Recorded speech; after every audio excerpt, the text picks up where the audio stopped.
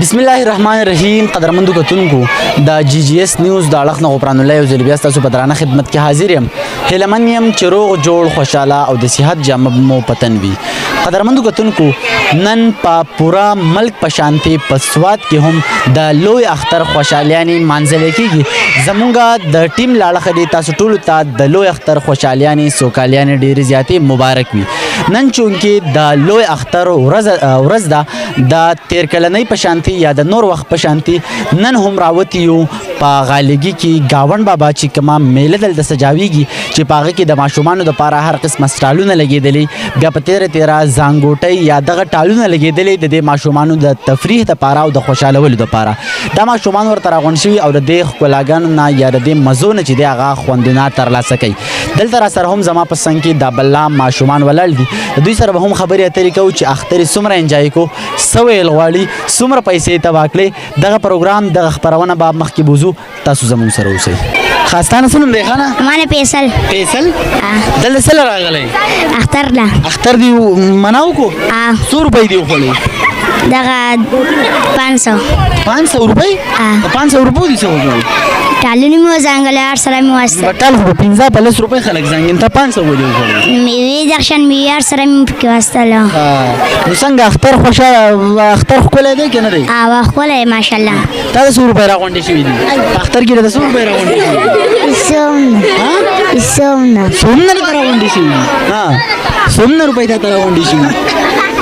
څو روپۍ ته راغونډې شوي؟ هېڅومره. پلار دې ویله څو روپۍ درکړي؟ د اختر څو روپۍ درکړي؟ 140. هله نو څنګه تا دلته پیسه وکړلو؟ ښځې قدرمندو کتونکو په منځ کې مې ماشومان ولاړ دي. د ډن یا د گاون بابا چې کومه میله په غالګي کلي کې سجاویږي د هغه ښکلاګانو له دا ماشومان راځي او د دې مختلف قسمه سټالونو نه یا د ټالونو نه چې دی هغه هم خوندونه اخلي. څه نور ماشومان را سره هم ولاړ دي، خبرې ورسره کومه. زما نوم عاصم. عاصم؟ او د کوم ځای؟ د غالګي؟ غالګي. څو روپۍ دې وخوړې؟ بې شماره. بې شماره؟ او راغونډې شوي درته څو وې؟ شمار لکه د شمار نه ډېرې دي؟ نه شمار خو به وي. څو دي؟ 1 لاک دي؟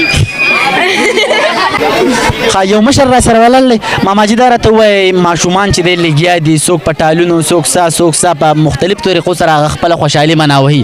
څومره خوشحالي درته محسوس کېږي په دې موقع؟ زه خو چې ګورم ورته ګورم ډېر خوشحاله دي.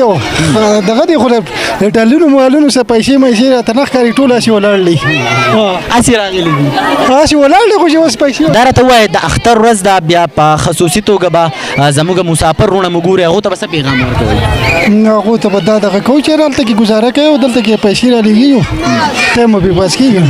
صرف پیسې راځي او اختر چې د اختر په اړه د اختر په اړه به ورته مبارکي کوو، خدای دې روغ ساتي. نو ښه دا راته ووایه څه نوم دې دی؟ عادلو. عادل دلته څه له راغلی؟ اسې چکر مې راووه. چکر له سبې وکړلو کوټې وایي سبې نه دی کړي؟ هېڅ نه دي کړي؟ نه. دا ولې؟ څوک اسې چکر له رالم. چکر دې ولګو؟ تا صرف چکر به ولګو. څو روپۍ دې وخوړې؟ پیسې خو ویلانه دي خوړلې. اختر څنګه دی؟ اختر خو ښه دی. خوشحاله یې پکې؟ خوشحاله یم.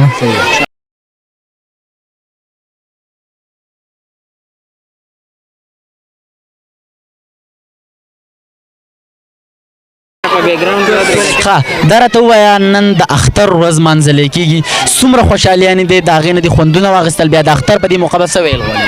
اعوذ بالله من الشیطان الرجیم، بسم الله الرحمن الرحیم. د ټول نه اول خو ستاسو ډېره شکریا ادا کوم چې تاسو لکه د دې اختر په دې دونه مصروفیاتو ورځو په کې تاسو راشئ او ټایم وباسئ که نه. زموږ د مسافرو ملګرو دپاره، وروڼو دپاره ویډیوګانې دغه کوئ او نور هغو خو غریبانان راتلی نه شي.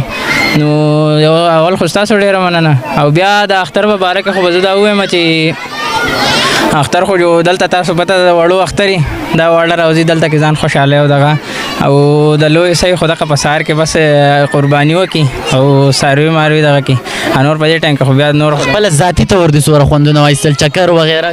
ذاتي طور خو زه تاسو ته دا ووایم تقریبا د 2 بجو پورې خو موږ څاروو پورې مصروف وو او بیا اوس انشاءالله چکر پلان یو جوړ کړی دی، انشاءالله بیا به چکر لږ صحیح ده.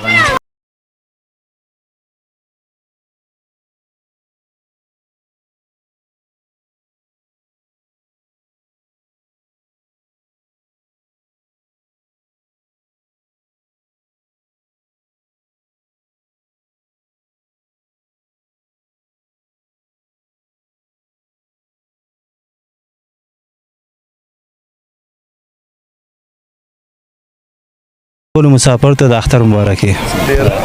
خجی قدرمندو کتونکو د جی جی اس نیوز د نور کلنۍ په شانتي دغه روایت برقرار ساتلو او دغه خبرونه یو تاسو سره نن د گاون بابا د میلې نه شریک کړه. یقینا ډیر مسافر چې دغه هم ډیر زیات پتمي دا غوي لپاره مو دغه دعا چې الله مو تل خوشاله او آباد ساته او الله مو په خپل کور کلی باندې د حلال رزق سبب وکړه. دا پروګرام هم په دې ځای باندې راغونډوم.